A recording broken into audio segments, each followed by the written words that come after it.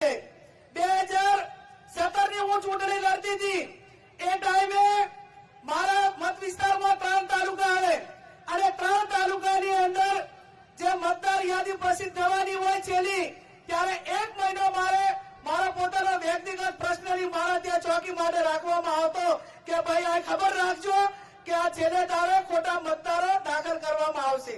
અને હકીકત એવી થઈ કે 2017 માં પણ અમે 7,500 મતદારો એ રાતના 11 વાગે છેલ્લી તારીખે પકડ્યા અને અમે પુરાવા આપ્યા ચૂંટણી પંચને અધિકારીઓને કે આ 11 વાગે 7,500 મતદારો એ આ બધા બોગસ દાખલ થયેલા છે 25 નામ તો દાખલ થયા ચૂંટણી પંચે કે વહીવટી તંત્રે કોઈ પગલા ના લીધા 2022 ની વિધાનસભાની ચૂંટણી એ પણ સેમ કે જ્યારે 1 મહિના પહેલા ગ્રામ પંચાયતની ચૂંટણીમાં મતદાન કર્યું અને વિધાનસભાની ચૂંટણીના 2 મહિના પહેલા એક ગામમાંથી 50 મતદારો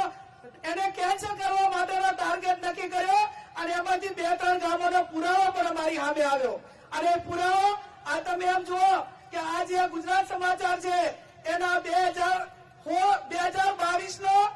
9/2022 ની આ પ્રશ્નો છે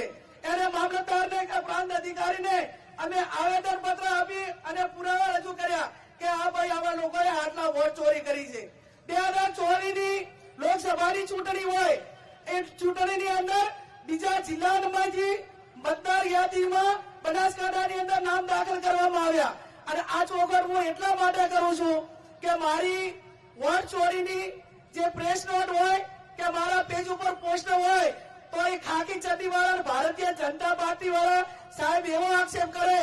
કે ગેરીબેન તમે આ વોટ ચોરીનો આક્ષેપ લગાવો છો તો તમે બનાસકાંઠામાં કઈ રીતે જીત્યા તો એમને હું કહેવા માંગુ છું કે તમે ચોરી કરીને કેટલી કરી જે અમે 1.5-2 લાખે જીતવાના હતા એ 30,000 લાયા પણ તમારા ચોરી માટેના પુરાવા જોતા હોય તો આજે પણ અમે આપવા માટે તૈયાર છીએ।